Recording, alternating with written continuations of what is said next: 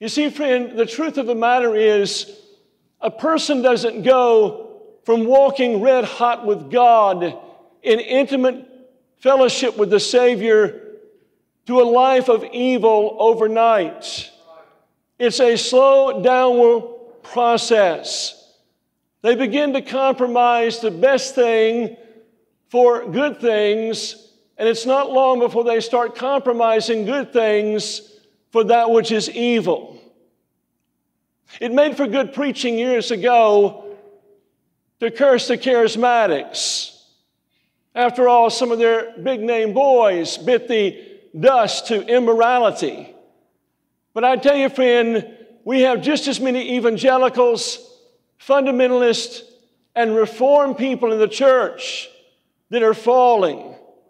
You mark my word tonight, it did not begin with them going from having a vital relationship with the Savior to total apostasy in one night.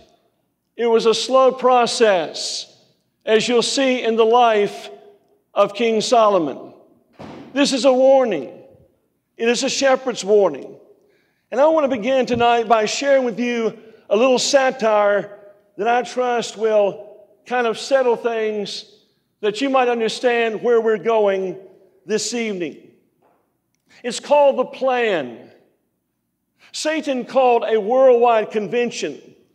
In the opening address to his evil spirits, he said, we can't keep true Christians from going to church.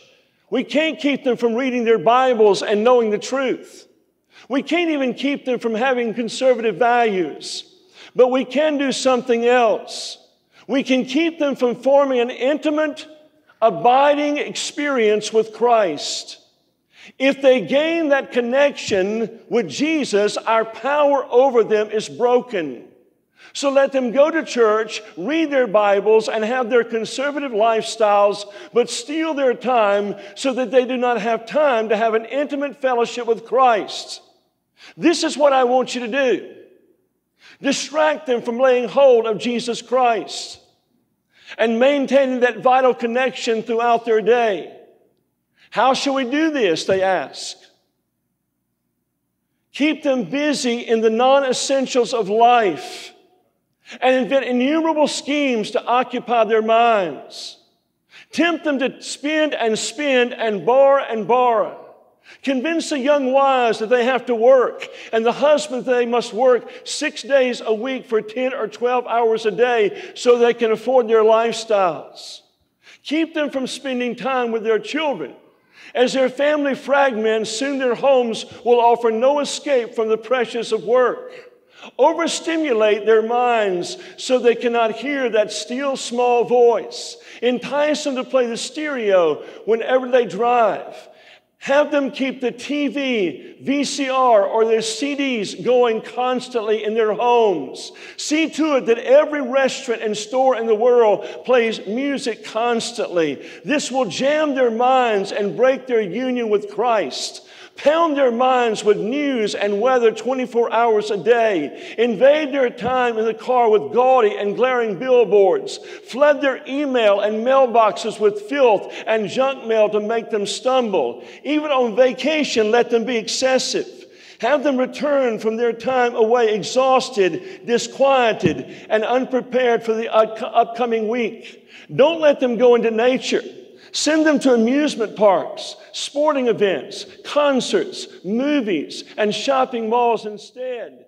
And when they meet for spiritual fellowship, don't let them talk about anything deep or where they're struggling. Discourage them from enjoying His presence when they're together. Instead, make them fearful of opening up and fill their time with small talk, idle chatter, frivolous laughter, and gossip, so they will leave with troubled consciences and unsettled emotions. Let them be involved in soul winning, but crowd their lives with so many good causes that they have no time to seek strength from Christ. Soon they'll be working in their own strength, sacrificing their family and health for the sake of the vision. It was quite a convention. At the end, the demonic spirits went eagerly to their assignments, causing Christians everywhere to get busy with life and pull them away from the one who is life. Have they been successful? You judge.